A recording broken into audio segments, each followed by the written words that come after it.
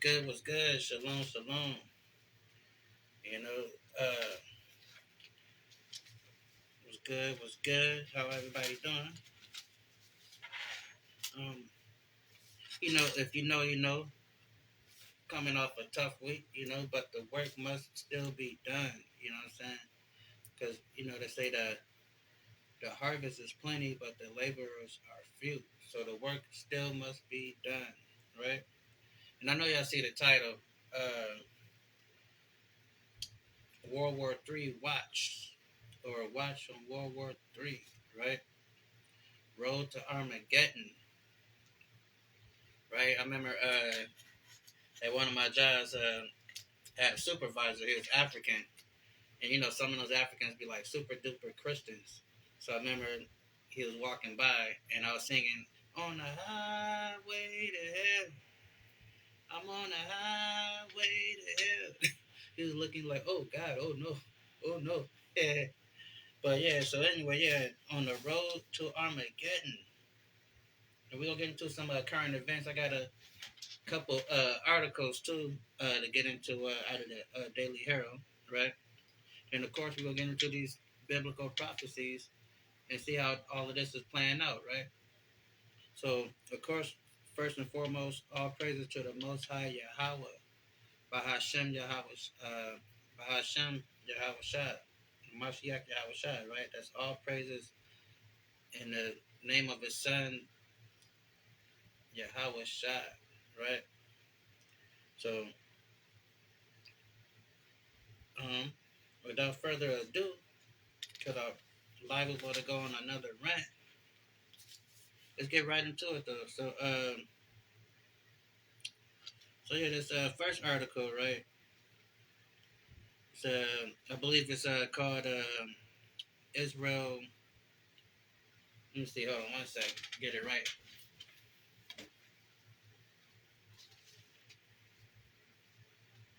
Yeah, okay.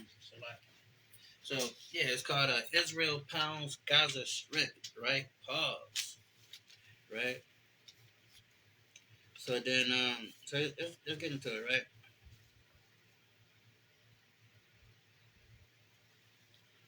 So it says, Jerusalem, Israel warplanes hammered the Gaza Strip neighborhood. So they went through different neighborhoods that's causing havoc, right? Tuesday, reducing buildings to rubble and sending people scrambling to find safety in the tiny sealed off territory, now suffering severe retaliation from deadly weekend attack by Hamas militants, right?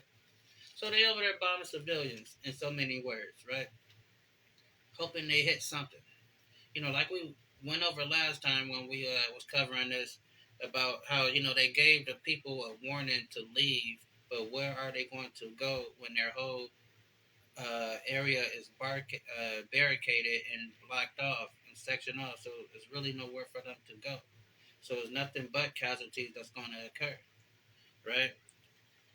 And it says humanitarian groups plead the creation of uh, for the creation of uh, uh, cor- uh, coordinates to get aid to Gaza and warn that hospitals overwhelming with wounded people um, running out of supplies. Israel has stopped entry of food, fuel, and medicine into the Gaza. So not only are they see, this is what people gotta understand. They act like Israel is like this so defenseless country that these big old mean guys came and attacked them. They have power to cut off the supplies. They boxed them out. I mean, they boxed them in with barricades. They've been like that for many years. You know, so it's just like if a air force or some type of strong military was to attack a prison compound. The prisoners have nowhere to go but within those confines of that prison. So it's going to be major casualties, right? And then if you stop allowing shipment of resources there, that's going to be even worse, right? So it says Israel has stopped entry of food, fuel, and medicine into the Gaza, and the sole remaining assets from Egypt shut down. Tuesday, after airstrikes hit near the border crossing, the war, which has claimed at least 1,900 lives on both sides, is expected to escalate. The weekend attack that Hamas said was retribution uh, for worsening conditions for uh, for the Palestinians under the Israel occupation, has fired Israel determinations have fired Israel determinations to crush the group's hold in Gaza. New exchange of fire over Israel northern border with militants in Lebanon and Syria on Tuesday pointed to risk a expansion regional conflict. So now they're breaking their uh, Balfour Declaration agreement, where they said that they would not expand the Israel borders, right? So now they're actually trying to take more territory, take more ground in this conflict. And some will argue the fact that they manufactured this conflict in order to take more, to seize more territory from the Palestinians, right? So it says Hamas militants stormed into Israel Saturday morning, slaying hundreds of residents and homes, streets near Gaza border, and bringing gun battle to Israel to Israeli towns for the first time in decades. Hamas and other militant groups in Gaza hold about 150 soldiers and civilians hostage, according to Israel. Israel stepped up its offensive on Tuesday, expanding the mobilization of reserves to 360,000. Israel military said it has regained effective control over areas Hamas attacked in the south and Gaza end of the Gaza border. A, a looming question is whether Israel will launch a ground assault into Gaza, 25-mile strip of the land wedged among Israel, uh, wedged amongst Israel, Egypt, and Mediterranean Sea that is home to 2.3 billion people, has been governed by Hamas since 20, 2007. Rescue efforts, rescue officials in Gaza said large numbers of people were still trapped under remnants of level buildings, with rescue equipment and ambulance unable to reach areas. Palestinian civil defense forces pulled Abdullah Mashula out of his basement together with 30 others after their apartment building was flattened. I sell toys, not missiles, the 38-year-old said, weeping. I want to leave Gaza. Why do I have to stay here? I lost my home and my job, right? So, like I said, they're bombing everything. They're doing similar what America did to Iraq and Afghanistan, after the so-called 9/11 stuff happened. So they just going to bomb everything, right? And imagine a little patch of land such as, like, let's say like Evanston, for example, right? I'm sure some of y'all familiar with how big Evanston is. So you got 2.3 million people there. And then you have those areas boarded off where they can't leave, then you just bombing it, every day. So like I said, there's nowhere for those people to go, right? Then it says Palestinian civil defense forces pull Abdullah. Okay, right there. All right. Boom, boom, boom. The new tactic Israel is warning civilians to evacuate neighborhoods after neighborhood, and then inflicting devastation and what could be a prelude to a ground offensive. On Tuesday, the military told residents of nearby Al Dijah uh, neighborhood to evacuate. Right. So, and if we remember in the last article we was reading on this, they essentially gave them like about good 60 seconds to leave the building because they said then they sent out a siren, a warning to tell them to leave. Then about a minute later, they bombed stuff. Right. So they're not really actually giving them a fighting chance to actually leave. Because number one, they can't go anywhere because they're boxed in. That's like you putting, you know, you putting like some type of, you putting people in a box. Like I said, I just like you put somebody in a cell and you say, all right, I'm about to blow this whole cell up, so I gotta leave. But they're locked in a cell, so where they actually gonna go, right? And this is what the American people don't know. This is what our people don't know specifically, like what's really going on, right? Because a lot of us seem like we on the fence of what's going on over there. That's because we're not familiar with the history of what took place since 1948, right? So we got to understand what's really going on. So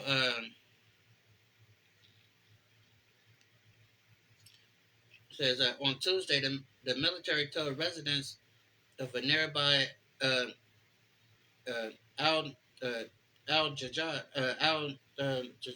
neighborhood to evacuate, and soon after, new explosion rockets in other areas continue into the night. One blast hit Gaza City seaport, setting fisher boats aflame. There is no safe place in Gaza right now.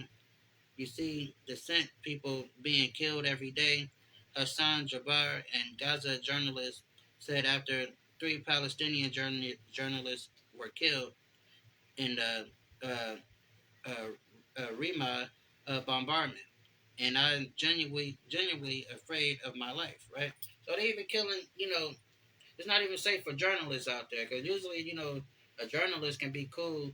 They put on their little colored vest, that says press. The army, know not to do anything to them. They just out there doing their job. But so they blowing up everything, you know, and they got them trapped where they can't even go anywhere. But they acting like they can actually go somewhere, right? And it says, there is no safe place in Gaza right now. You see the descent, people being killed every day. Hassan Jabbar, and Gaza journalist, said after three Palestinian journalists were killed in the Rima bombardment. And I am genuinely afraid for my life. Tuesday afternoon, Hamas fired a barrage of rockets towards the southern Israeli city of Ascalon and Tel Aviv. There were no immediate reports of casualties. On Tuesday night, a group of militants entered a industrial zone in Ascalon, sparking a gun battle with Israeli troops. The military said three militants were killed, and the troops were searching the area for others. Israel's new tactic could point to this new objective. Four previous rounds of Israel Hamas fighting between 2008 and 2021 all ended uh, inconclusively, with Hamas battered but still in control.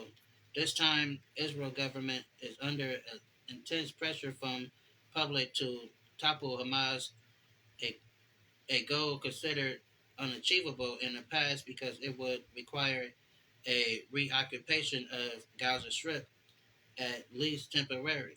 The objective for this war to end very differently from all of the previous rounds. There has to be a clear victory, said Chuck uh, Friendlich, a former deputy national security advisor in Israel. Whatever has to be done to fundamentally change the situation will have to be done, he said. The devastation also sharpened questions about Hamas' strategy and objective. Hamas officials have said they plan for all possibilities, including a punishing uh, Israeli escalation. Uh, Desperation has grown among Palestinians, many whom see nothing to lose under unending Israeli control and increasing settlements in the West Bank. A 16-year-old long blockade in Gaza, because like we said, they're blockade in there. So why they trying to tell everybody to leave, get to safety? You're blockade. Where are you gonna leave? All you're gonna do once everybody gather over here, you can be like, well, shit, that's where everybody at. That's why I'm over there now. So it's really, like I said, it's just they're just trying to say like like they trying to be humane, but they can't be humane because you have them boxed in, barricaded in, so they're not actually going anywhere.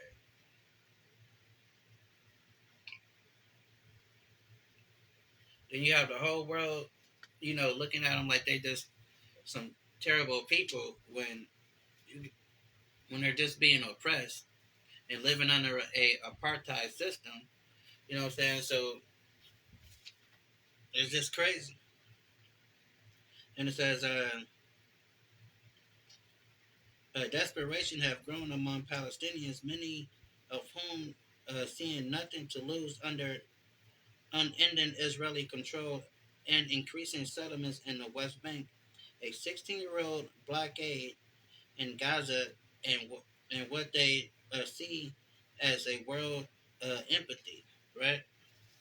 So that's the thing, you know what I'm saying? It's just crazy, right?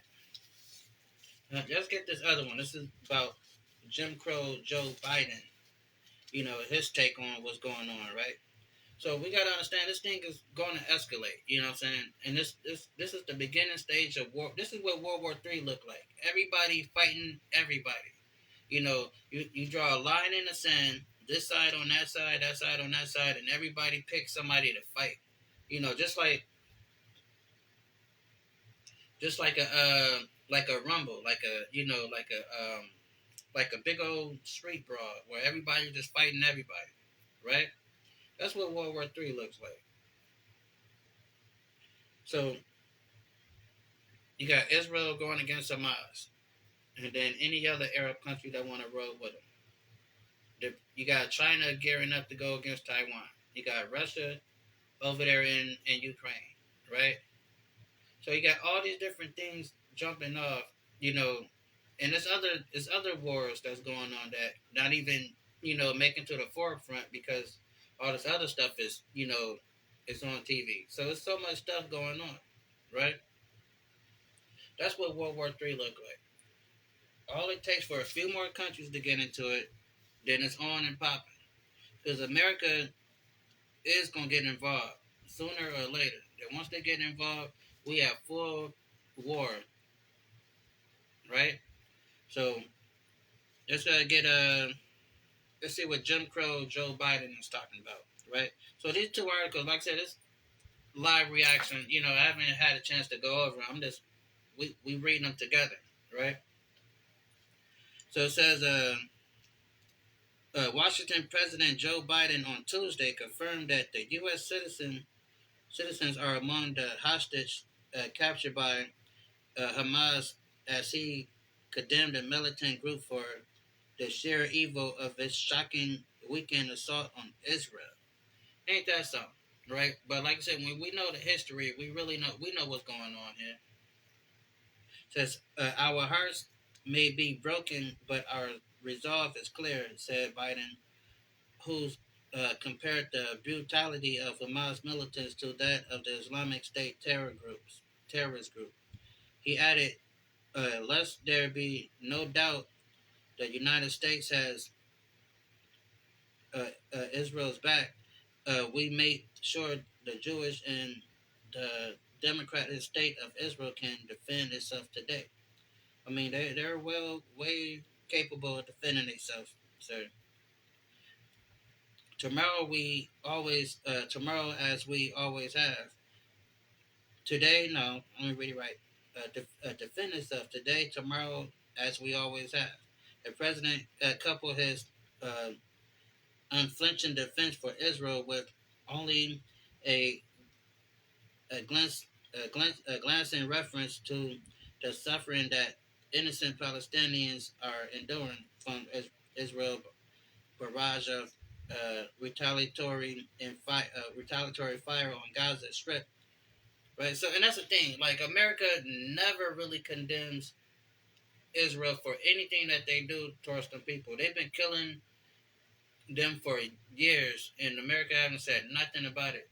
Then they try to silence people that speak about it. Like, they fired this one journalist that spoke up about it, right? So they always, you know, will defend them. I mean, and they never condemn them for anything that they done, right? Then it says let me see, boom, boom. The suffering that innocent Palestinians are enduring from Israel barrage of retaliatory fire on Gaza Strip, where Hamas attack was launched. The hardline approach to prove more difficult to sustain going forward. If, as expected, the humanitarian crisis for the Palestinian worsened as Israel expanded its military operations to root out Hamas.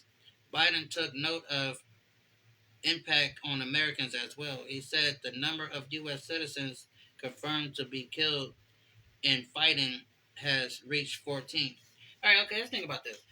Talking about you taking notes of the impact of the citizens. Just look at what's going on with the whole Ukraine thing. Let's see how that's. Look at how that's impacting us, right? You know what I'm saying? Why don't you do something about that? Meaning, you know, because like I said, energy, food, all that stuff is going up ever since the whole Russia-Ukraine thing. And you keep on giving them billions and billions of dollars, and they're not doing anything with it. They're not doing nothing but over there getting killed by the Russians. So it's like, well, if you really want to help your people, you would have never did what you did 2 years ago in pushing America into this recession, right? But anywho, it says the Palestinians, boom, boom, boom. So yeah, it says, boom, boom, boom, and he said the number of U.S. citizens confirmed to have been killed in the fighting has reached 14, up from 11 reported previously. U.S. officials said that the death toll could in- increase further as some Americans remain unaccounted for. There is no justification for terrorism. There is no excuse, Biden said. Hamas does not stand for the Palestinian people right uh, to dignity and self determination, right? So they want to condemn these people for standing up for their people, for the oppression that their people have been suffering for the last 16 years or more, really, right? It's just crazy, right? Like I said, when we know the history of it, there's their state purpose is to annihilate the state of Israel and murder Jewish people. They use Palestinian civilians as human shields. So America's acting like they care about the Jewish people when Ukraine is ran by Nazis and they're supporting those people, over there. There's a picture that you can look up and you can see that the Ukraine people are holding up a Nazi flag along with their country flag, right? So, like I said, it's all hypocritical when you understand what's really going on. And it says, Hamas reported, let me read it right. Hamas responded to Biden's remark with a statement defending its actions. Biden and Vice President Kamala Harris spoke by phone earlier Tuesday with Israeli Prime Minister. Hold on, jump back down here. So it's called called on Biden to move away from the policy of double standard when it comes to Israel, which that's what they have, a double standard when it comes to Israel. Because, like we just said, like how they turn a blind eye to what has been going on over these decades. So when they finally decide to defend themselves, they want to demonize them as they're just being some rogue terrorist people that's just doing some stuff just to do it. When they've been being oppressed and subjugated and living under apartheid because of the Israeli people. But nobody talks about that because you can't talk about that because they will fire you, cancel you, all that crazy stuff, right? So it says, and Biden and Vice President Kamala Harris spoke by phone earlier Tuesday with Israeli Prime Minister Benjamin Netanyahu and to discuss the unfolding situation. Biden outlined the action he and other allies have taken to support Israel in the aftermath of the attack and honor, expressing his horror about sickening reports of torture inflicted by militants on civilians. I mean, we know these people. When I mean these people, I'm talking about Israeli, but of course America is like the worst. But these people had killed villages of the Palestinians to a point where there's no one there but women and children. They killed all the men there. So what are you talking about? This is what he means. This is what the Hamas leaders are talking about, asking Biden to stop the double standard stuff that you're doing because they have been slaughtering those people over there for ages, and nobody is allowed to say anything about it, right? So it says Biden, in his public remarks and statements since Hamas launched its attack, has repeatedly emphasized as he's shocked over the breadth and brutality of Hamas assault and blitz by the land, sea, and air that surprised Israel and U.S. intelligence and that has killed hundreds of Israelis and left more wounded. Right now, think about this. Now, I was laughing last time I was reading an article about how they came into Israel. They had paragliders, right? You know, you go on vacation, get you a little paraglider, you can just glide and stuff, see the scenery. These niggas came through like on some, I don't know, superhero stuff. Came with the little paragliders, gliding with their little AKs and all that stuff, right? That's because they don't have a goddamn Air Force. That's why they don't have an Air Force to actually defend themselves. If they was such this military power, they wouldn't need paragliders and pickup trucks and all that stuff. They would come through with tanks and an Air Force bombing stuff, but they cannot do that. So they're fighting with whatever they have to fight with, right? So it says,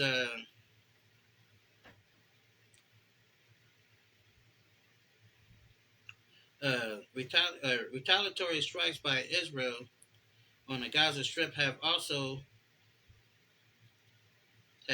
left hundreds of dead and wounded Palestinians in the blockade. 141 square mile area, one the poorest place in the world. Death toll was expected to grow as Israel pummeled Gaza with airstrikes and sent tens of thousands of Palestinians fleeing into the UN shelters. Biden said he has directed his team to share intelligence and military experts to consult and advise Israelis. He renewed his warning and he renewed his warnings to the adversaries who might want to exploit their turmoil. Let me say again to any country, any organization, anyone thinking to take advantage of the situation, Biden said, I have one word, don't. The White House, this nigga talking tough. Um, it's crazy to think about. Like I said, we're going to get into it. And it says the White House National Security Advisor, Jake Sullivan, said the U.S. don't know the precise number of Americans taken hostage.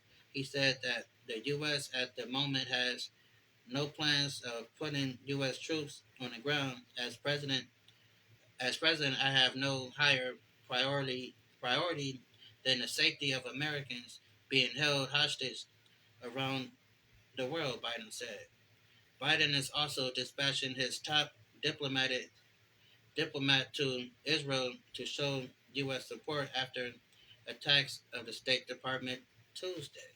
Said Tuesday, right? So this is crazy, right? Like I said, we know these people are very hypocritical. You know, we know that, like I said, we know it's all about trying to fight for their empire, right? That's what it all boils down to. Fighting for their empire, right?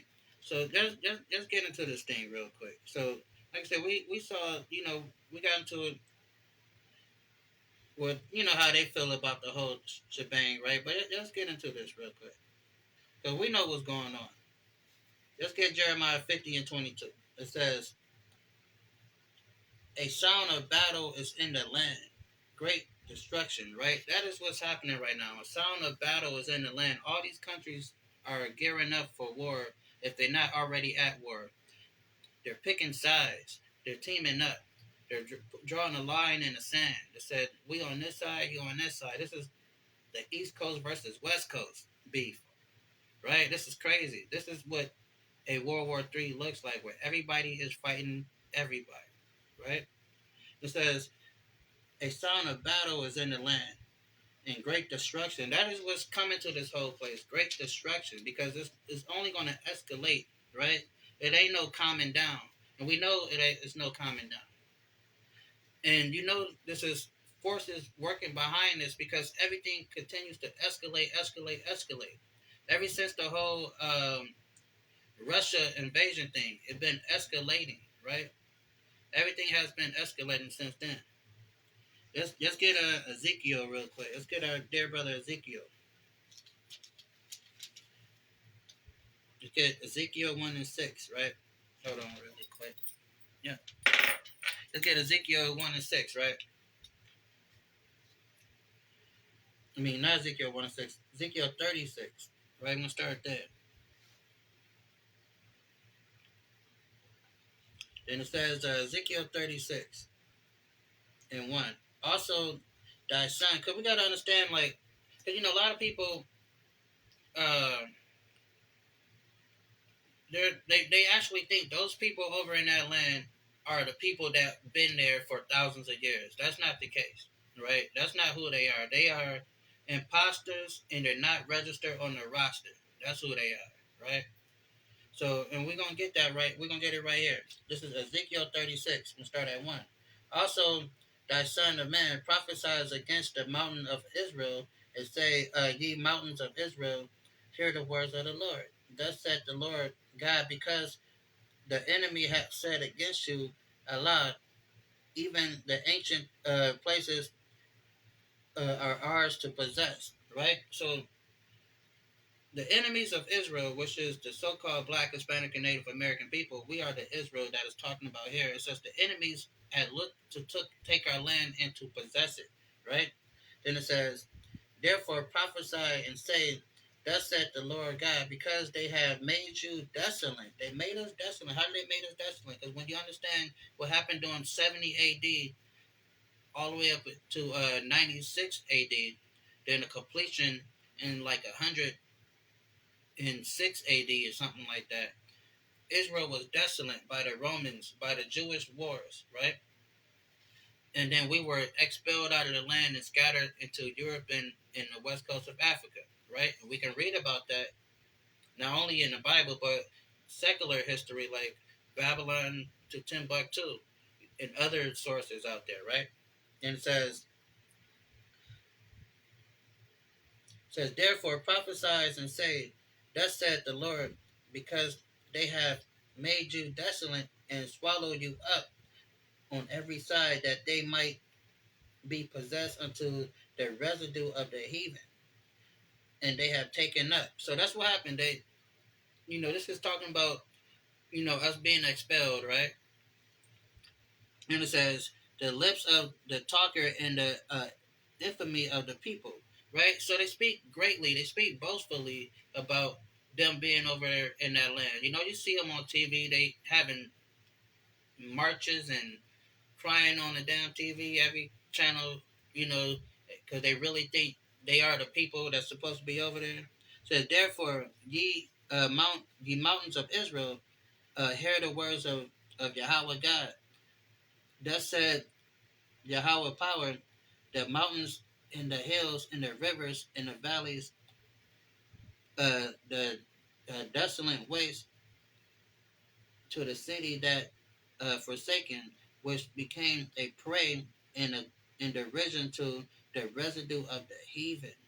Right, so that's what it became, a prey to them. Meaning, it's something that they like when an eagle eats what they call prey.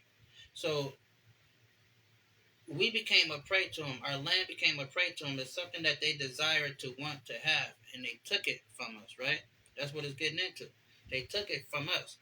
Right? Then it says, therefore, we're going to prove it as we read on. Therefore, thus saith the Lord God, surely the fire of my jealousy have I spoken against the residue of the heathen. Who's the residue of the heathen? These other nations. So God said he's getting jealous for them being in our land. He hates that they over there in that land right now. That's why all of this destruction, war, and all that stuff is going on over there, because he says, against the residue, the fire of my jealousy have I spoken against the residue of the heathen, and against all Idumea. Who is Idumea? The so-called white man, woman, and child is Idumea. Those people with the curly stuff on the side of their head and the saucer sitting up there is Idumea. Says, which have appointed my land. What do? They appointed my land into their possessions. So what happened after in 1948? They appointed my land in their possessions with the joy of their heart and deceitful minds. They did it deceitfully. They did it. They came in there with gall, deceitfully. Had tricked the whole world to thinking that they are the people of God. Their name is Jewish. Whenever you put the suffix sh at the end of the word, that means kind of, sort of. So if I say if I say somebody's acting girlish,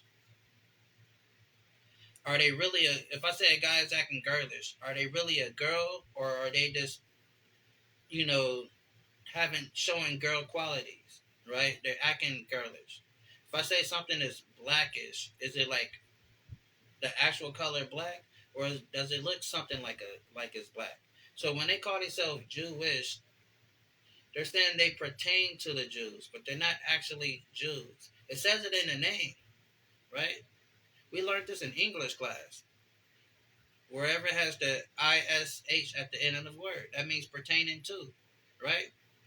But we so indoctrinated that we don't even know that even in their own name, they're telling us that they're not the people, right? So it says,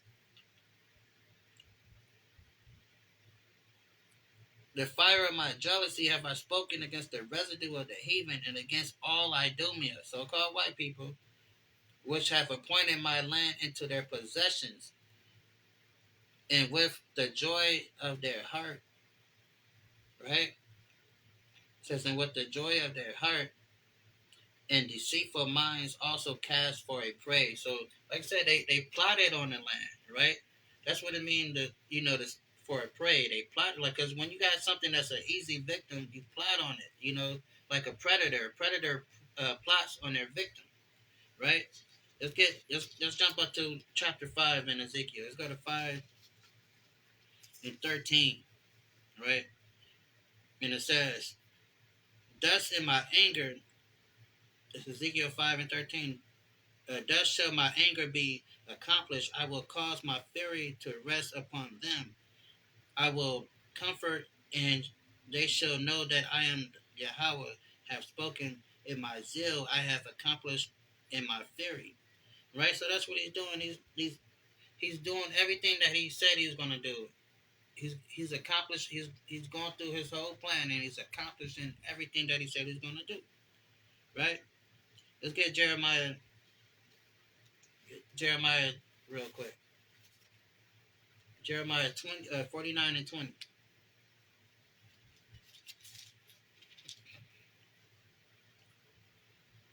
Jeremiah 49 and 20 says, therefore hear the counsel of the Lord, said that he have taken against Edom. Edom, another that's the name for these so-called white people, those Jewish people over there, and any other white person you see. Edom, against Edom, and says, therefore, hear the counsel of the Lord that he have taken against Edom, and his purpose that he have purposed against the inhabitants of Teman. Surely least of the flock shall draw them out. Surely he has made their habitation desolate.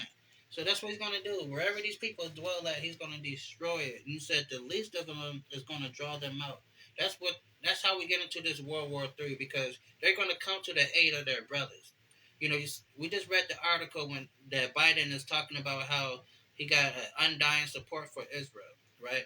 So these countries, they're going to stick together, right? So it said that's why it says, um, surely the least of the flock shall draw them out. Surely he shall make their habitation desolate with them, right?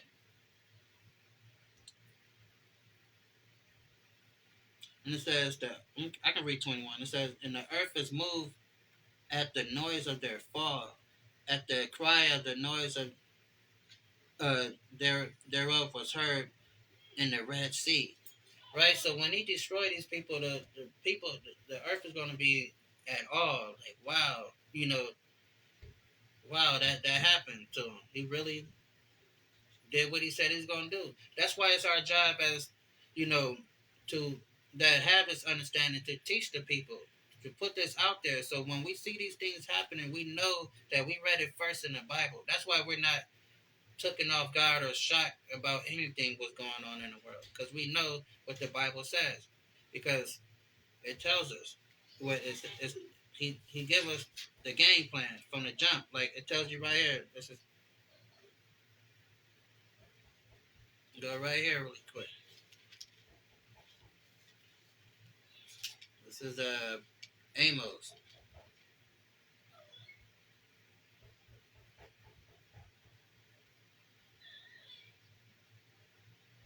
So it's Amos 3 and 7. It says, surely the Lord God will do nothing but reveal his secrets to his servants, the prophets. So God is not going to, before God passes judgment, he always give the understanding to his servants, the prophets, to go out there and tell the people what's really going on. So when we see these things happen, we know that it's God that's doing it, right? So that's our job. That's what we're doing right now. We're telling the people what's going on. So we know the game plan. We got the playbook, right? So we ain't gotta be, worrying what's going on, because the Most High God already told us what's going on, right? So let's get Luke real quick. Let's jump up to Luke. And Pastor don't read these things to us because Pastor's too busy trying to collect everybody's money when tithes and he tell you that tithes is done away with, but he tell you that the law is done away with, but he's still asking for tithe money, right? And tithes is part of the law, right? But tithes is actually your crops, and you was only required to do that every 3 years, right? So let's get Luke, right? Let's get Luke 21:24. It says, because we've proven that right now, we're proving that we're not in the land, right now. So, and those people in the land are imposters who are not registered on the roster. That's why we just read in Ezekiel that they appointed the land to themselves, and that made God jealous. That made him angry, right? We read that. That's why all of that stuff is going on over there. Because when you understand prophecy, the Bible says when we're back in our land, it's going to be a time of peace, a utopia, that it will not be war anymore. The countries around the world is going to disband their army, because not going to be no need for their army anymore. That's what the Bible says when the real Jews are in the land. So it says, This is Luke 21 and 24. They shall fall by the edge of the sword. Who is they? Talking about the Israelites. This is a prophecy that Yahweh, who the world mistakenly calls Jesus Christ, is telling the disciples about these what's going on. It says, they shall fall by the edge of the sword. They should be led away captive into all nations. Who were uh, persecuted and killed and led away captive to all nations? We were. We know our history. I know some of us think that slavery never happened, right? But it says they shall be led away captive into all nations, and Jerusalem shall be trodden down of the Gentiles. What does that mean? That means the people in that land right now are Gentiles. They're not Israelis, even though that's the name they adopted for themselves. Okay, they're Gentiles, right? Imposters who's not on the roster. It says, and they shall fall by the edge of the sword. And how did that happen? During the Roman persecution, during the Roman Jewish wars. You know, we had to flee up out of there, right? We had to get up out of there. A lot of us ran to Africa, a lot of us ran to Europe, but we got up out of there. It says, they shall fall by the edge of the sword, and they shall be led away captive into all nations. They're the ones that couldn't run away. We got took into captive to all nations. And Jerusalem shall be trodden down by the Gentiles until the time of the Gentiles be fulfilled. Right? And we know that we're in that because when you go to the book of Daniel, we're gonna get into that, even though we covered that last time. Uh, the statue that Daniel saw tells you all the nations that's going to come into power and rule. Then it tells you that this current empire that we're in now, the Western European power, they are the final empire that's going to be ruling. Then after that comes Yahweh, because he's going to destroy all these governments and then put us back into power. How we supposed to be, the Israelites running this whole thing, right? The prince and princesses of this whole thing, the gods of this world, the gods of this earth, right? So it says, read it one more time. And they shall fall by the edge of the sword, and they shall be led away captive into all nations, and Jerusalem shall be trodden down of the Gentiles until the time of the Gentiles be fulfilled, right?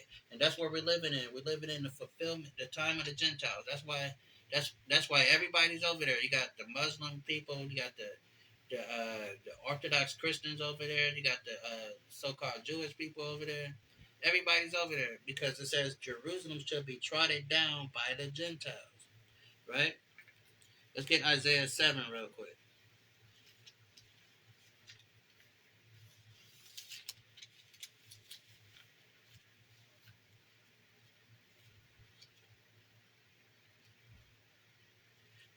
Not Isaiah 7, Isaiah 1.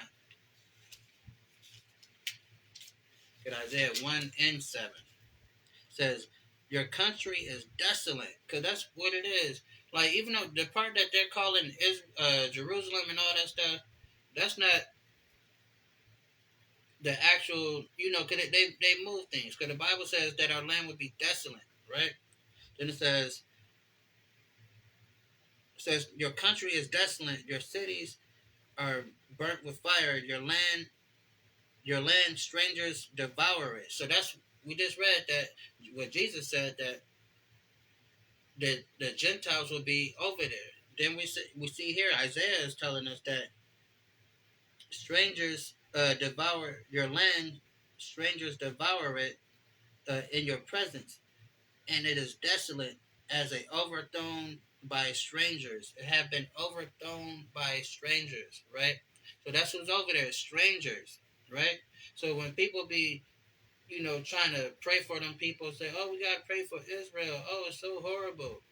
Those not even the real people of God. It says, has been overthrown by strangers, right? That's who's over there, strangers, right? Let's get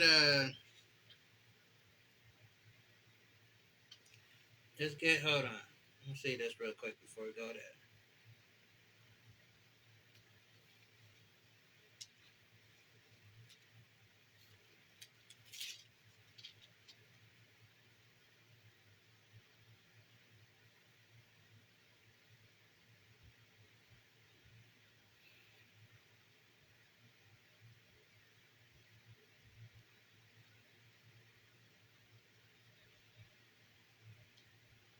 Okay, now yeah, we don't need that one, but let's get bum, bum, bum, bum, bum, bum. Let's get Thessalonians real quick, right? So, like I said, so I'll tell you that this place has been given to strangers, right? And that's who's over there, strangers. So we proving the point that those people over there crying for humanitarian aid is not even God's people, right? And we've proven it through the scriptures, through reading the Bible, right? So let's get Second Thessalonians, uh, boom, boom, boom, what I want, uh, 2 and 4, right? So Second Thessalonians 2 and 4, it says, "Who oppressed and exalted himself above all that is called God." So who is oppressing us and exhorting himself above all that calls God?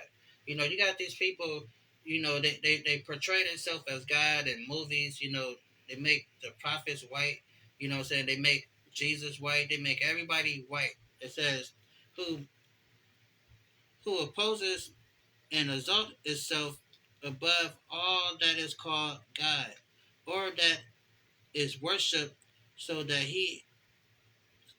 worship he as a God, right? So, and that's what they do. They try to prop themselves up like they are God. They try to, you know, push these narratives like they, are the all-seeing and wise ones. That's why, the way they operate, the pride in them, right? It says, "Who opposes and exalt himself above all things that is called God, or that worship so that he is so that he that worship so that he is as a God, set us in the temple of God, showing himself that he is God."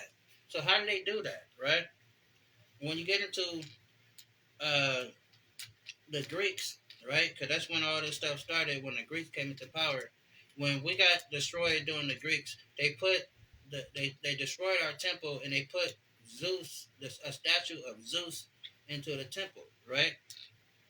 So, and then that's what it means by they, putting themselves as God. Then we see that same, you know, attitude that they carry to this day, that they're like just God's gift to the world. Like they're just all these, malevolent people, when they just nothing but the devil that the Bible speaks of, right? So we see how they come across. We see their attitude that they carry, right? These people.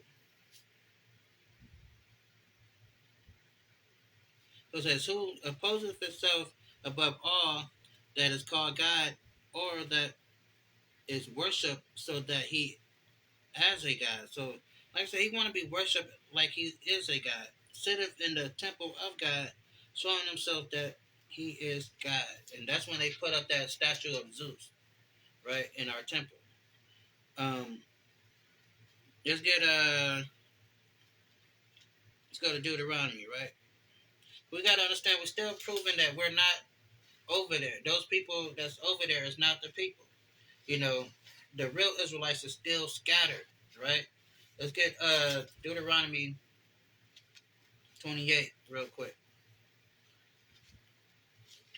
Deuteronomy 28 and 68. We're going to start there first. "And the Lord shall bring thee into Egypt again with ships." So this is talking about slavery, the transatlantic slave trade, right? Because when you understand Bible terminology in slang, when it speaks on Egypt, it's talking about slavery in this context. It says, "And the Lord shall bring thee into slavery again with ships." So who went into slavery on slave ships? We did. Our people did. You can check the history and see that nobody went into cargo slave ships but us. It says, "And the Lord shall bring thee into slavery again with ships, by the way whereof I spake unto thee, thou shalt see it no more again. And there ye shall be sold unto your enemies for bondmen and bondwomen, and no man shall buy you." Meaning we're not going to be redeemed from our, you know, position, from our captivity. Let's jump up to 64. And the Lord shall scatter thee among all nations, right? Like we just, read. It says, the Lord will scatter thee to all nations among people. So how did that happen? Through the transatlantic slave trade, through conquest and war. That's how we got into all these different nations. So the real Jews, the real Israelites are scattered to this day, right? It says, and the Lord shall scatter thee among all nations from one end of the earth and unto the other. And there use thou shalt serve other gods, neither nor thy father have known wood and stone. That's talking about that Christianity and Islam that a lot of our people are caught up into. That wood and stone, the wood being Christianity, the stone being Islam, right? So we see that. So those people over there are not the people of God, because the real people of God are scattered, right? Scattered and battered, right? And just one more verse to prove that. Let's get just jump up to 30. Deuteronomy 30. And it says, and it shall come to pass, all these things come upon thee, the blessing and the curse which I have set before thee, and thou shalt call them into mind. That's what we're doing right now. We're calling these things into mind. Among all the nations, whether the Lord thy God has driven thee.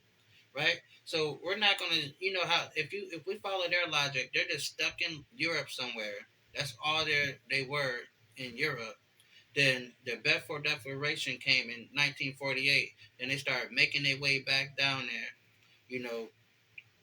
But no, the Bible says that the real Jews will be, uh,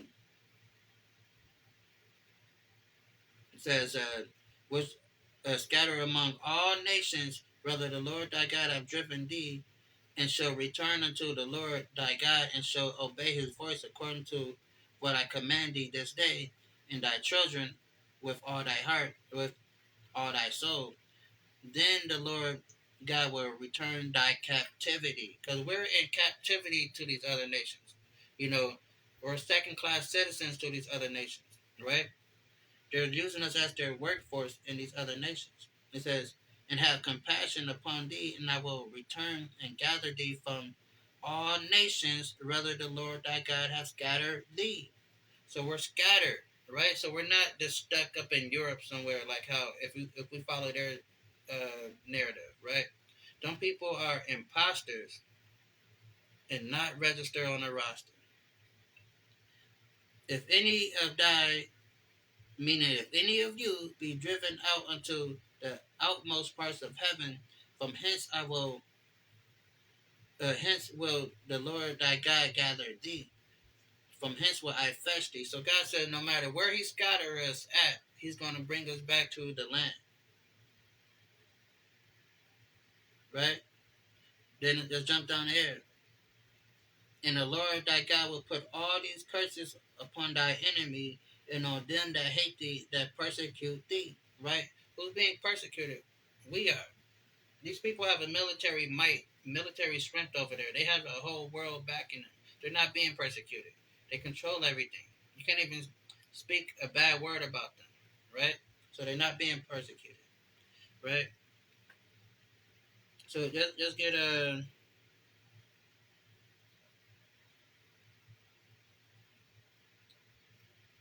let's get Malachi real quick. Get Malachi 2 and 4. Or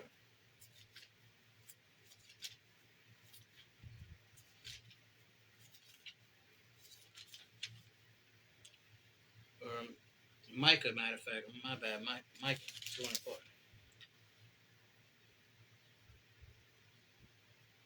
So it says, in that day shall one take up a parable against you in a lamentation with a doleful lamentation and say, we but utterly spoiled and have changed the portion of my people. How have he removed it from me? Returned away, he has divided our fields. Right?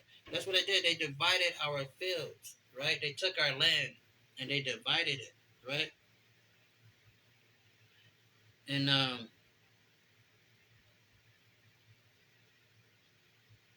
Yeah, so they divided our fields, right? And I think that's all I wanted right there. It says, in the day one shall take up a parable against you, a lamentation with a doleful lamentation, and say, we be utterly spoiled. We have been changed, and a portion of my people, uh, how have he removed it from me? So yeah, he's gonna take all that from him, right? It says, and turning away, he has divided our fields, right? So that's what they did too, right? So let's go to Jeremiah. Hold up.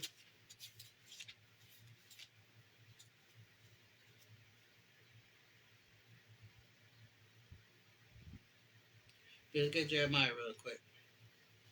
Okay, Jeremiah 4:22.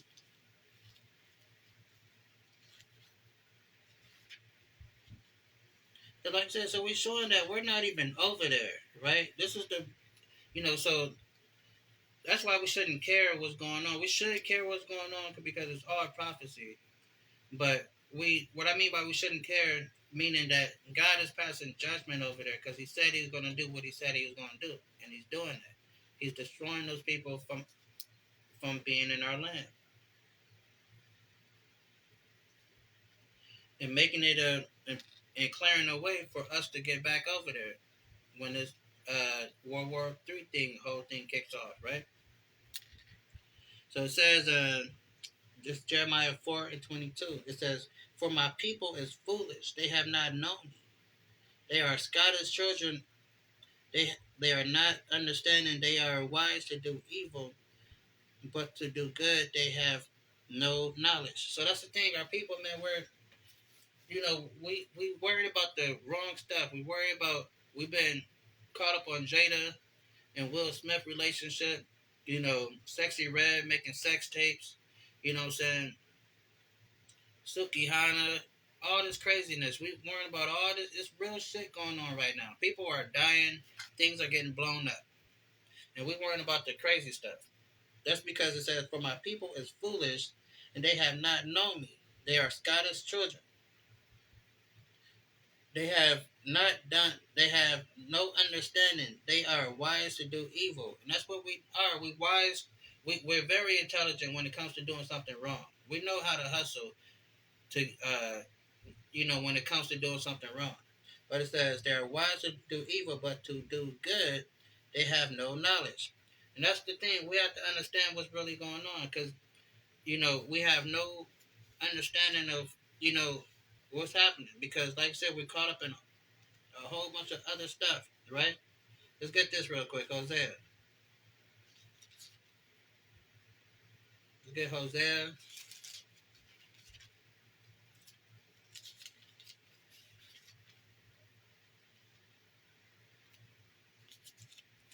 Get Hosea really quick, right?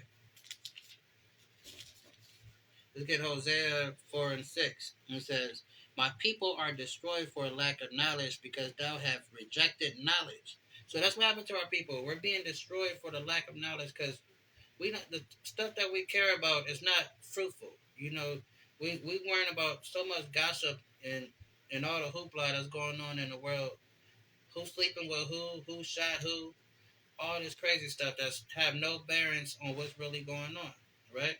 It says, "My people are destroyed for the lack of knowledge, because thou hast rejected knowledge." And that's what our people do. We reject knowledge. You can give them the truth and make it plain and simple that a 2-year-old can understand it. But it says, "My people have rejected knowledge. I will reject thee, that thou shalt be no priest to me, seeing that thou have forgotten the laws of thy God." And that's what we have done. We've forgotten the laws of God, accompanied by the help of the church telling us that we don't have to keep the laws of God, right? So our people have forgotten the laws of God, right? We out here just living lawlessly, like we just a bunch of wild, wild west people, right? And that's how we living, and we're not, we're not investigating and seeing what's really going on in the world, right? It's real stuff going on in the world. Real policies is being made that's going to affect the everyday people. Because, like I've been saying for the longest, things is not going to get better. They're only going to get worse.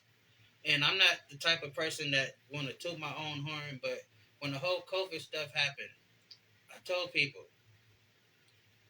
you know, using that phrase, I said, winter is coming. And I said, it's only going to get worse. What I mean by winter is coming, meaning hard times is coming. And it's only going to get worse, right? It's not going to get better. Everybody is sitting back, waiting for everything to go right back to normal, go back to how it was in 2018 and before. It's never going to be the same. It's going to get worse, right? Way worse. All hell is getting ready to break loose on the planet. Our generation never lived through a world war, right? But when you do the history on the conditions of the people during World War II, it was horrible. People were barely making it. People were barely surviving, right? And that's how it's going to be this time, but worse, right? So let's get go to Romans really quick.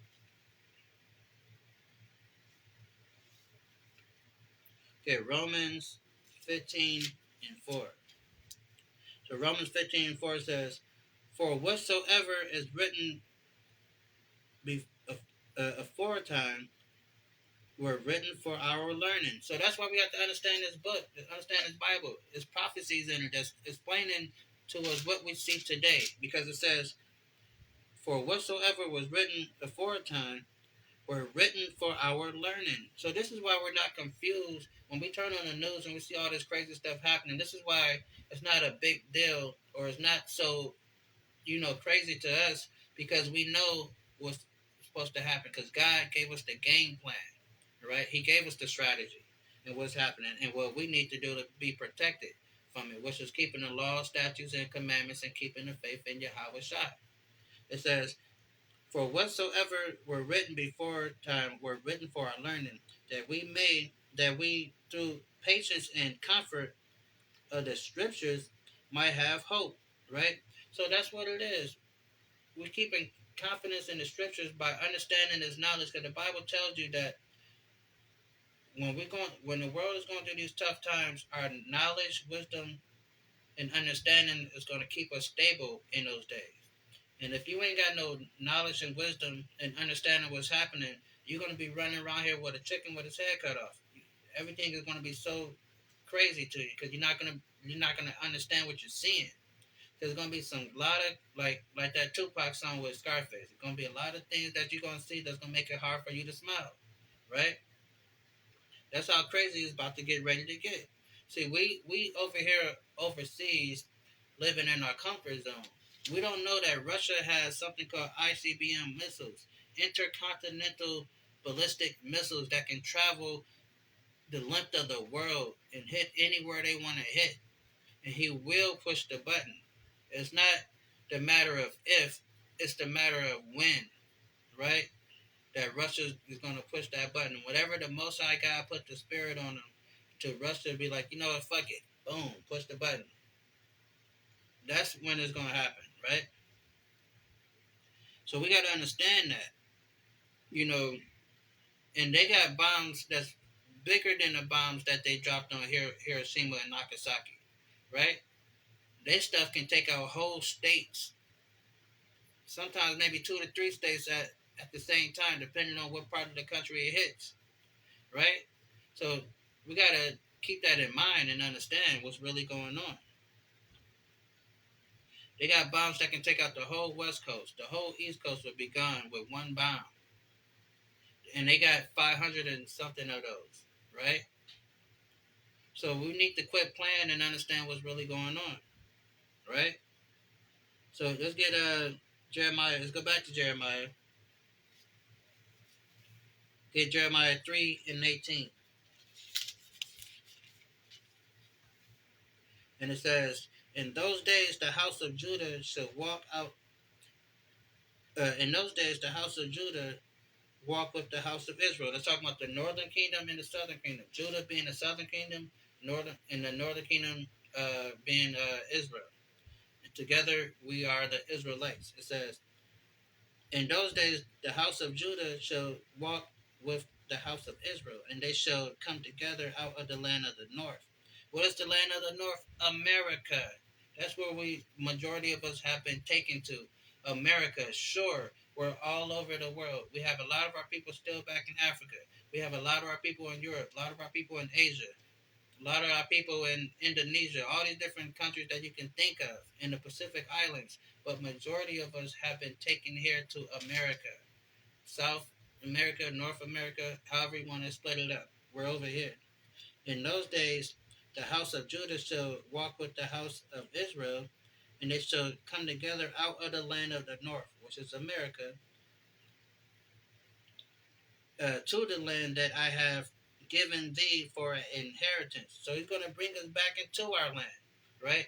So this is how we know that those people over there is not them, you know, who they supposed to be, because God says he's going to bring us out from the land of the north, which is America, and, and from the other places that were scattered, right? And we should be together. And you know it's not them, because even if they want to play that game with the Bedford Declaration, they would tell you that they don't even know who the other tribes are. If every Jewish person you ever meet, they call themselves a Jew. Jew is only short for the tribe of Judah, would be the so-called African Americans today. If you are African American, you are a Jew. If you are Haitian, you are a Jew. If you are a Jamaican, you are a Jew. Right? That's what Jew come from those three tribes, but chiefly from the African American, because we descend from our forefather Judah, right? So that's what that term comes from. So if you ask every Jew, they always say they're a Jew, or they might say that, some might say they Levi, right? Or you might even get a Benjamin every now and then, but they're mostly either Levi or Jew. But then they start saying like Cohen and all these other little Jewish names that they like to use, but they're not them. They don't even know who the 12 tribes are. But the Bible tells you that the 12 tribes are in Babylon together, and they're going to walk out of Babylon together when all of this stuff is happening. That's why we have to keep the faith and keep the laws, so we can be a part of that number that walks out, like that old church song. I want when the saints go marching in, I want to be in that number, right? Like that, right? So that's what we gotta understand what's going on, right? Let's go to 16, Jeremiah 16.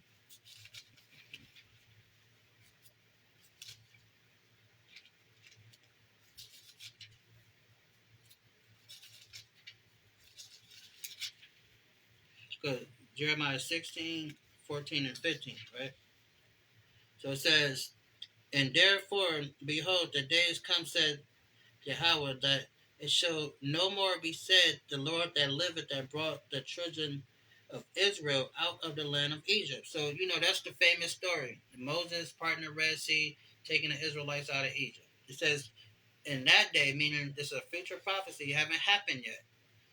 It says, and nobody is glorifying what happened in the Balfour Declaration in 1948. A lot of people is pissed off at what happened because they stole the land, they went over there, they slaughtered people, they killed people. So nobody's speaking on that, right? If anything, they're speaking down on 1948. So it says, therefore, behold, the days come, said the Lord, that it shall no more be said, the Lord liveth, that brought up the children of Israel out of the land of Egypt. But the Lord liveth, that brought the children of Israel from the land of the north, which is America, and from the lands where he has driven them, all the other places that were scattered to.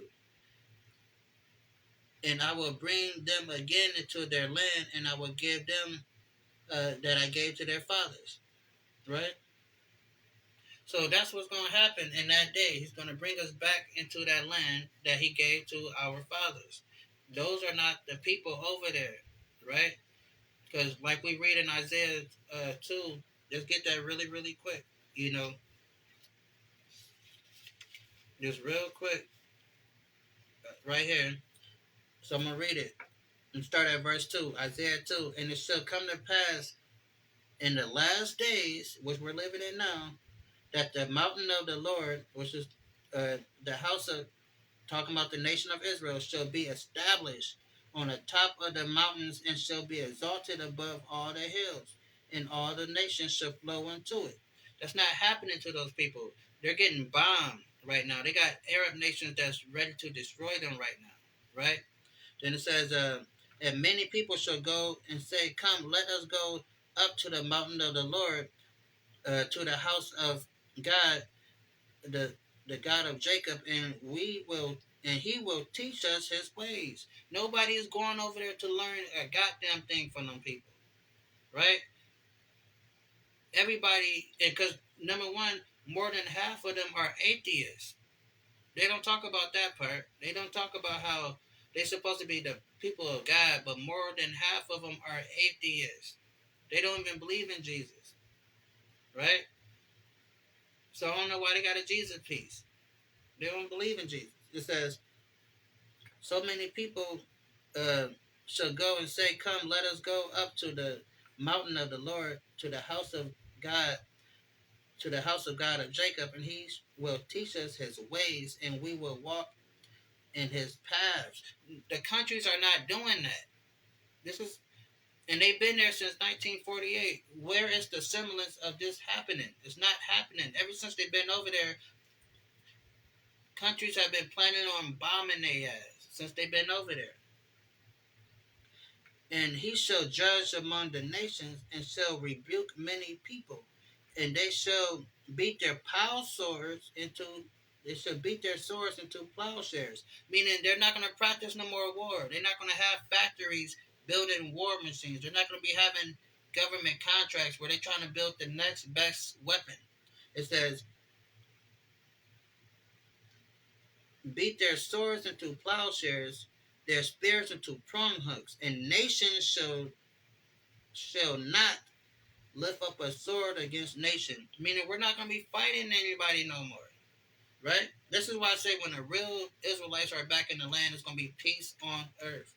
And it shall, and the sword against the sword, neither shall they learn war, neither shall they learn war anymore. So that's what's going on. And that's how we know it's not them. Because countries are still studying war. America has a something called West Point, where you go there and you learn how to be the greatest soldier ever. West Point, right? England have a similar school, right? All this stuff, right? So it says they're not going to learn war anymore, right? But we see what's going on here. Let's get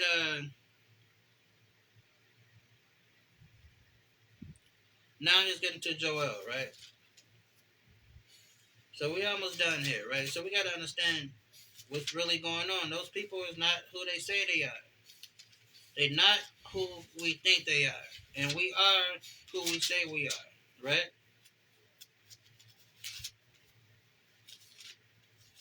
Let's get Joel. Our main Joel. I think I probably passed it.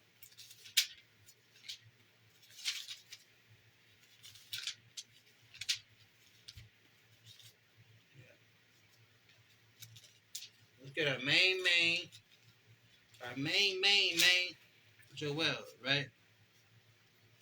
So let's get our main man Joel, right? Let's start at verse 3. Joel chapter 3, verse 3, right? And it says, and they have cast lots. Matter of fact, let's start at verse 2, all right? Because we're going to get this whole judgment thing that was happening while all these countries are gearing up to do what they do. So it says, I will gather all nations and I will bring them into the valley of Jehoshaphat, right? That's what's happening. He's going to bring them into the valley of Jehoshaphat, right? Let's jump to Matthew 24 and 7 real quick. For nation shall rise against nation, and kingdom against kingdom, and there shall be famine and pestilence, and the earth shall quake in diverse places. Like those earthquakes we see, right, on the news. That's this is what's happening. We living right in the prophecy that we're reading right now. This is all happening. Let's get back to Joel. It says, I will gather all nations and I will bring them into the valley of Jehoshaphat. That means the valley of decisions, right? Or what we call Armageddon. Um, and I will plead with them for my people. So God has said He's gonna make a decision between them and us. And when you read Isaiah 14:2, it tells you who He chooses. And it says, for my people, for my heritage, Israel. Who's this people? Israel. Not those people over here calling themselves Israelis. Because the word Israeli just means inhabitor of the land, right? And it says, for my people Israel, whom they have scattered. What did they do to the real Israelites? They have scattered among the nations and parted my land. So what did they do after they scattered us? They parted their land. So they parted the land. They said, okay, well, you Palestinian Negroes, y'all get this. We're going to get that. You Muslims, y'all get that. Hey, y'all people from Poland, come on down. You can get some of this too. You people from Germany, come on down. You can get some of this too. Right? What did he say? They have they have parted my land. They have cast lots for my people. So this is getting into slavery when they was bidding on us. 35, 45, 55, 35, 45, 55. They sending us on the auction block, right? Says they have cast lots for my people. They given a boy for a harlot. Meaning they take our sons, sell them into slavery, do all types of manner of evil to them. It says they given our boy for a harlot and sold a girl for wine that they may drink, right? And this is history. We know they did this to us, right? So this had not happened to the people with the curly stuff hanging and the saucer sitting on top of their head. It didn't happen to them. They can't tell you this happened to them, right? And it says, boom, boom, boom. And what have so it says, yeah, what have you have done? What have ye have to do with me, O Tyre and Zidon, and all the coasts of Palestine, right? So it says he's asking, what do you have to do with me? You over there in my land. What do we have in common? That's what God's basically saying. Will I not render my recompense? Meaning God said, will I not pay you back for what you have done? It says, yeah, what have ye have to do with me? So God said, what do you have to do with me? Tyre and Zidon and all the coasts of Palestine. What will ye render me a recompense? Okay, let me read it right. Will you render me a recompense? Meaning, are you think you can do something to me, pay me back for me choosing Israel and not choosing y'all? Right? It says, and if ye recompense me swiftly and speedily, I will return your recompense on your head. So God said, look, if you come at me trying to gear up to fight against me, I'm gonna bring it straight to your head, basically. Right?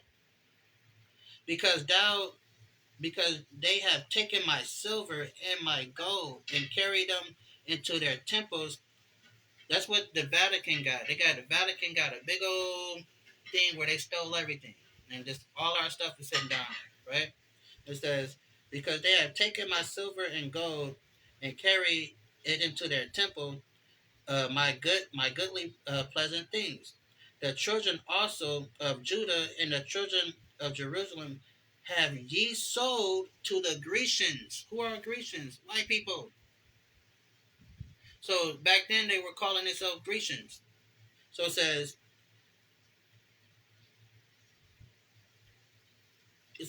have and behold, let me see, boom, boom, boom. And the children also of Judah. Who's the children of Judah? We already went through it. The African Americans will be from the tribe of Judah, but then Judah also encompasses the Jamaicans and Haitians, right? So it says, the children of Judah and the children of Jerusalem have ye sold unto the Grecians, that ye might remove them far away from their borders. What happened to us? We got removed far away from our borders. Just read that. Just go to Amos 3 and 5 real quick. Can a bird Amos 3:5. Can a bird in a snare upon the earth go go no a gin for him? Shall one take a snare from the earth and have taken nothing at all? So meaning they set a trap for us, right? And they trapped us, meaning that's what they did, right? Let's get we read that already. Let's go to Zechariah really quick.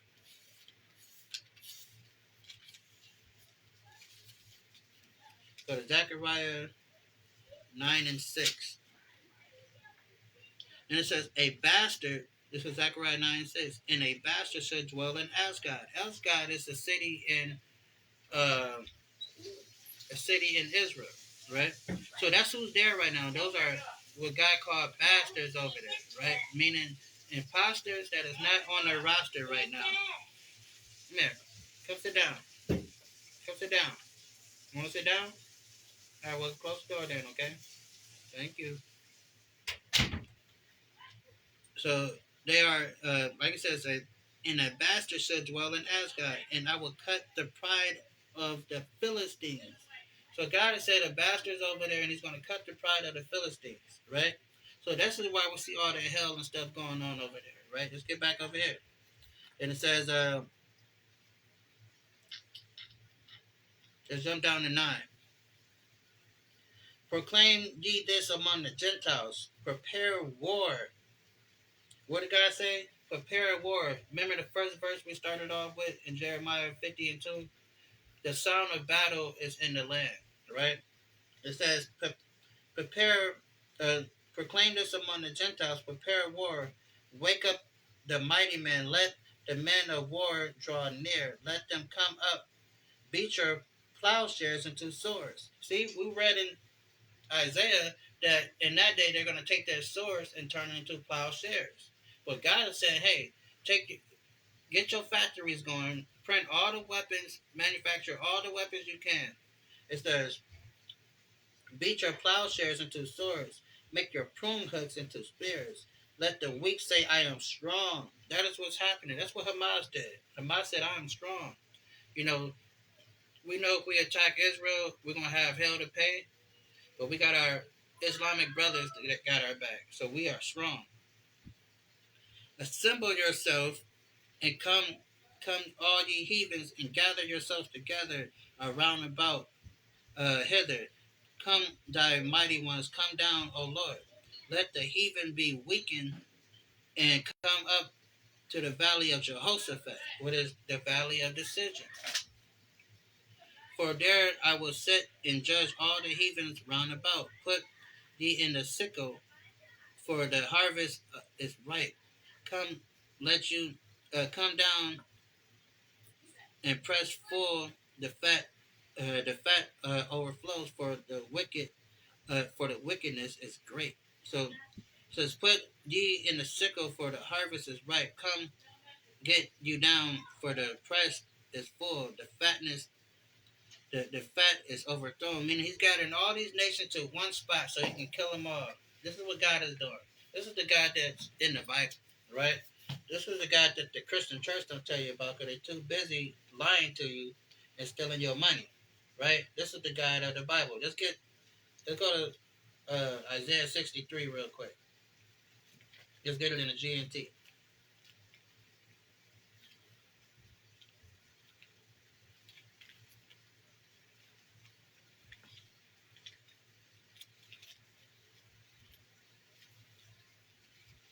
Isaiah 63.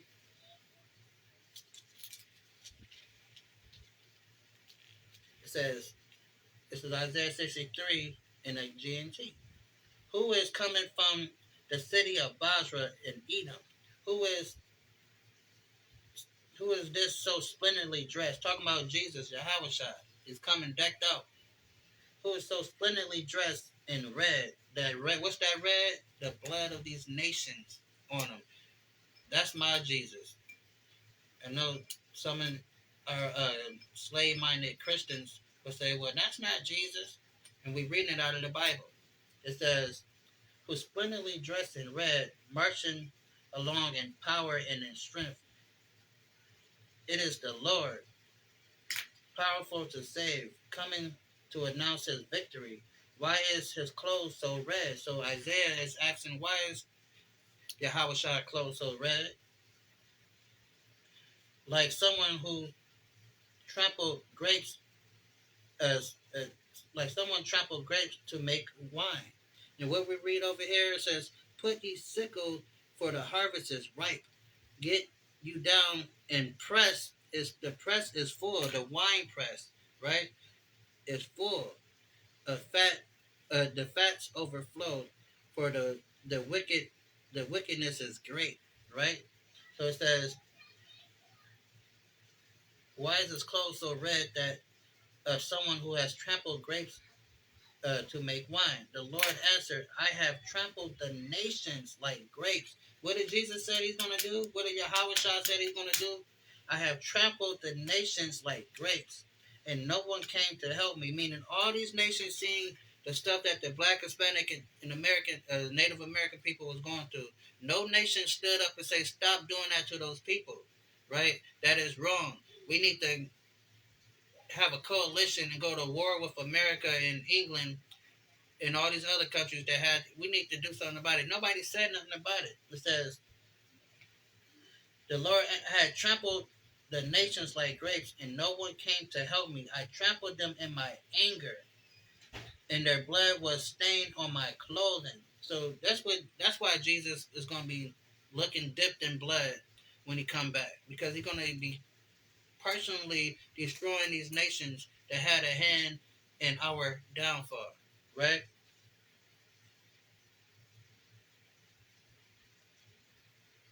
Their blood had stained my clothing. I decided that the time to save my people had come. It was time to punish their enemies. I was amazed and looked and saw that there was no one to help me. Meaning, no country came to the aid of the real Israelites, right? To help. They see everything that's been going on with our people. They know the history, right? I was talking to this Korean guy, and he knows the history of America, and but like I said, but nobody comes to help. Nobody says anything about it. You know, they all go along with it, right? Because they all benefit off of it. I decided the time was to save my people had come. It was time to punish their enemies.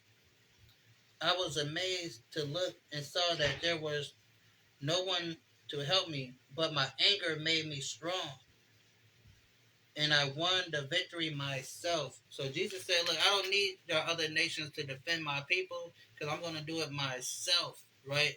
So you can save your little armies. Then we're going to meet in Jehoshaphat, and we're going to swear off there. Since you didn't want to help, it's just like, I don't know how you was raised, but my mom raised us like, you fight, we all fight. And if you don't help me fight, then you beat that person up that didn't help you fight, right? So that's how I was raised, right? So Jesus, that's what basically when we're reading over here in Joel 3, when he's going to bring all these nations to Jehoshaphat, the uh, the uh, the Valley of Decisions, um, Armageddon, how you say it in Greek, right? It says, I was amazed that when I looked and saw that there was no one to help me, but my anger made me strong, and I won the victory myself. And my anger, I trampled the whole nations and shattered them. I poured out their lifeblood on the ground. That's what Jesus said. I poured their lifeblood on it. That's what's gonna happen to him when it says he plead with them in armor. When he plead with them in the valley of Jehoshaphat, it says,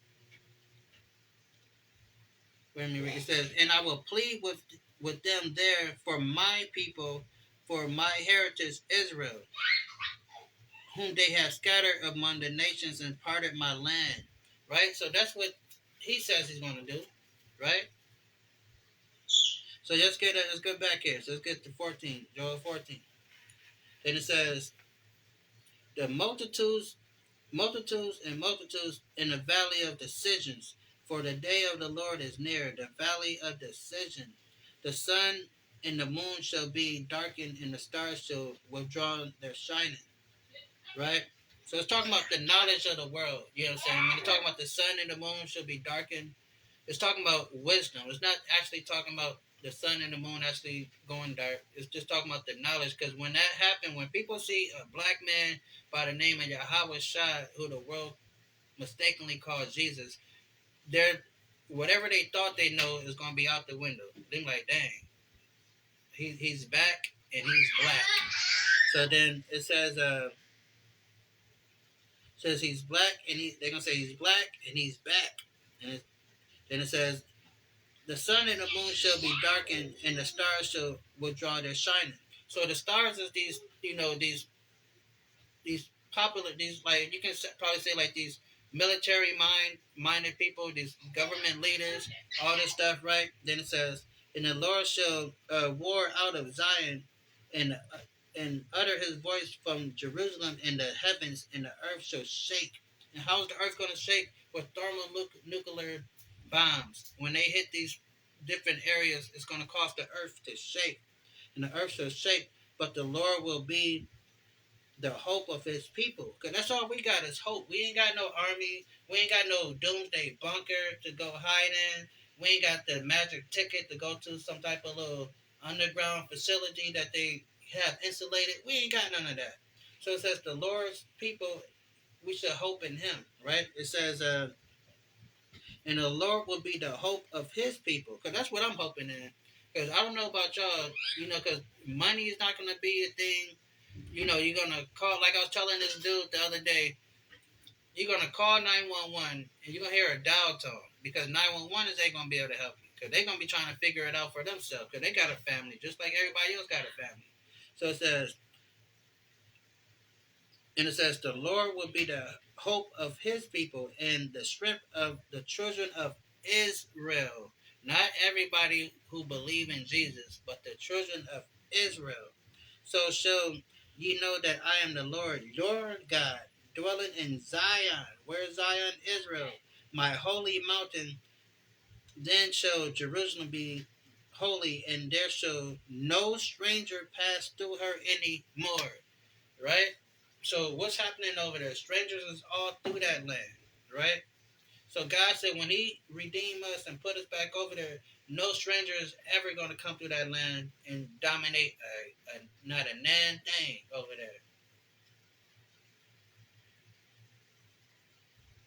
there. That's what we got to look forward to.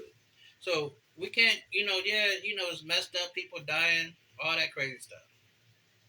But we need to understand that this is all for us, and this is God's plan to His retribution on the planet. Okay, let's get some more. So it says,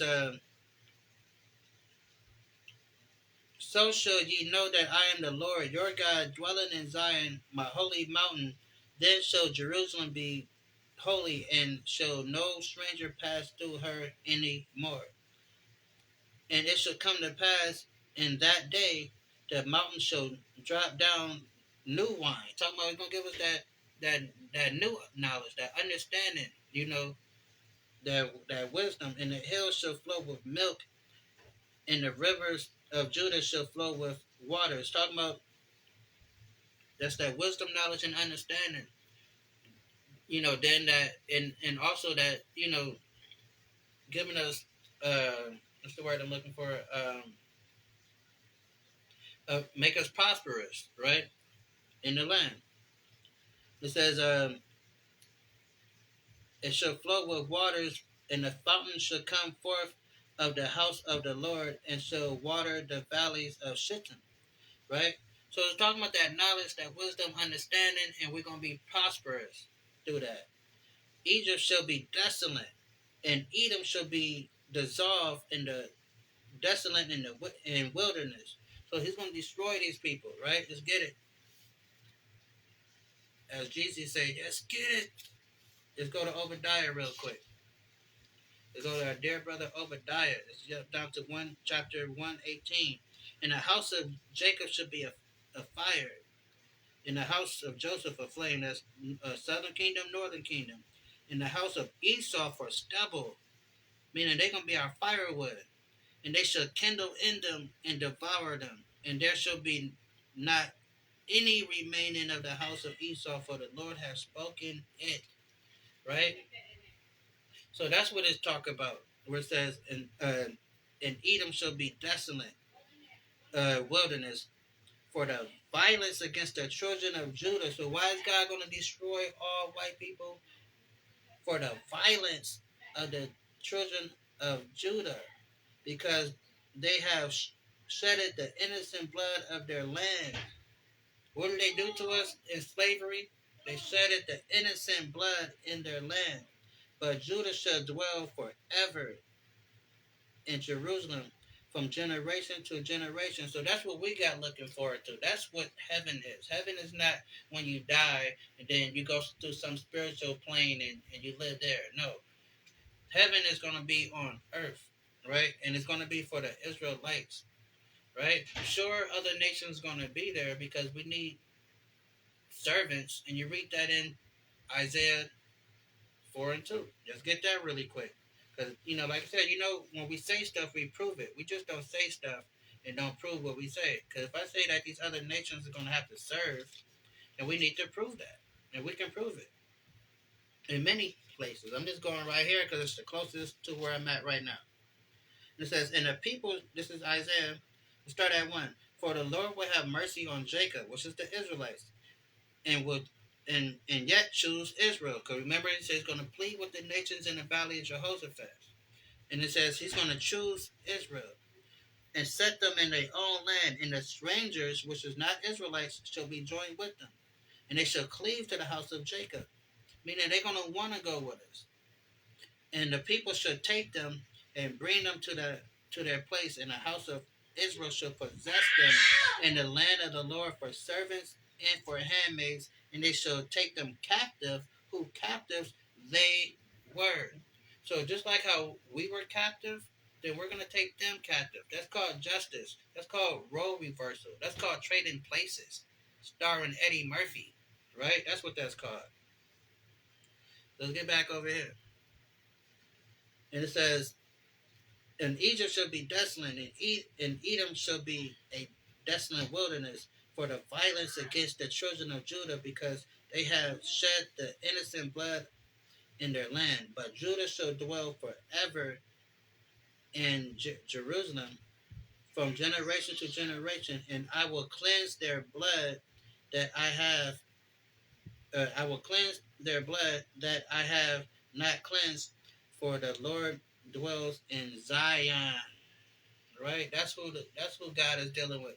The people of Zion, the Israelites, not everyone else. Okay, sure. He, like I was explaining to a sister earlier, sure, God created everybody, but God has favorites. Just like you have a favorite pair of shoes, a favorite outfit, a favorite restaurant, all that cool stuff. God created everybody, but he chose us to be his favorite. He chose us to be the God of, right? And we can read that really quick in case people don't believe me. Just go to Deuteronomy 4 and 19 real quick. And it says, and lest thou lift up thy eyes unto the heaven, and thou seest the sun and the moon and the stars, and even the host of heaven. The host of heaven are these different deities that these other nations worship, right?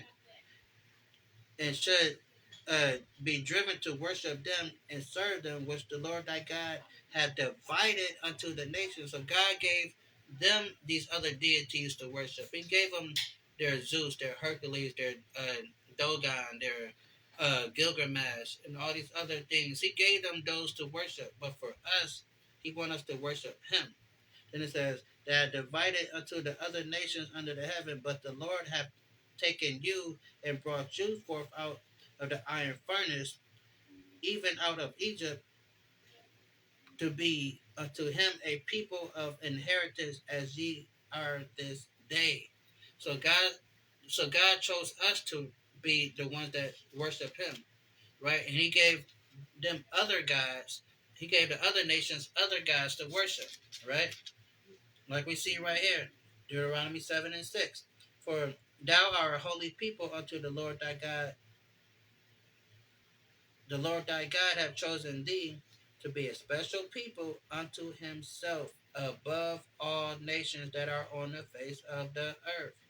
So God chosen us, right? And a lot of people say, well, God, this is all about love, love, love. They want to remix the gang song, blah, blah, blah, blah, blah, blah, and make it love, love, love, love, love. But that's not what the Bible says. This is Deuteronomy 32 and 8, where the Most High divided the nations. So what did he do? He separated the nations because everybody want this one love, together. One love, one love. And people misinterpret that song. Because even that one love is talking, that song by Bob Marley is talking about us. Anywho, uh, when the Most High divided the nations, their inheritance, when he separated the sons of Adam. So what he do? He separated us. Because it wasn't never God's plan for everybody to come together. Have we forgotten what happened at the Tower of Babel? He scattered the people because the people did not want to scatter. They wanted to be all together. And God said, no, this is not good. I want you here, you there, and you over there. So he scattered the people. When the Most High divided the nations their inheritance, when he separated the sons of Adam and set the bounds of the people according to the number of the children of Israel. Right? Then when we can even go to the book of Ecclesiasticus 17 and 17 tells you that God created other deities, other things for other people to worship, but he wanted us to worship him, right? And we read that before. If I have my apocrypha with me, I'll pull that too, right? So we see what's going on. So the bottom line is those people are not those people over there. They are imposters who are not registered on the roster, right? And the real Israelites are scattered to the four corners of the earth. Like the Bible prophecy said, the real Israelites will be brought back into the land with the power of the Most High God. And we read about that in the book of Zechariah. We went over that when we uh, was talking about the UFOs that the government is finally admitting to. So, like I said, we so we understand these prophecies because God gave us the spirit to understand these things, right? So, like I said, those people is not over the real Jews. Never will they ever will be, right? It's one more. I know I closed the book, but one more. I'll give you two more, right? Then we go. Let's go to Revelation 2 and 9. And we're going to close with that. It says, I know the works, I know thy works in tribulation, talking about the real Israelites, the real Jews, and the poverty, but thou art rich. We are rich because we are promised this world. We are promised to everything that comes with it. The riches and the jewels and the resources. And I know the blasphemy, meaning the filthy, dirty lie of them which that say they are Jews and are not, but are the synagogues of Satan. So this is why we call the white man the devil that the Bible speaks of, because they are the synagogue of Satan. Let's get let's go to chapter 3 in Revelation, verse 9. Behold, I will make them of the synagogue of Satan, because we already know who those are. Those are the people that claiming to be Jews with the curly stuff on the side and the saucer sitting on top of their head. Behold, I will make them of the synagogue of Satan, which say they are Jews and are not, but do lie. They have been lying for the last, hundreds of years or so, right? At least a good 1,000 years they've been lying. That say they are Jews, let me boom, boom, boom, boom. Which say they are Jews, but are not, but do lie. Behold, I will make them come and worship at thy feet, and know that I have loved thee. Right? So that's what's going to happen, right? So when we say those people are not who they say they are, and we are who we say we is, and they're not who we think they are, right? I know that sounds confusing, but like I said, so we can prove all these things because the scripture backs it all up, right? So we're not just making up things, right? So instead of praying for those people over there, we need to pray for God's vengeance to continue, so He can take us and put us back to where we're supposed to be. So we won't no longer have to be subject to the ills of this world and how, you know, things is being ran.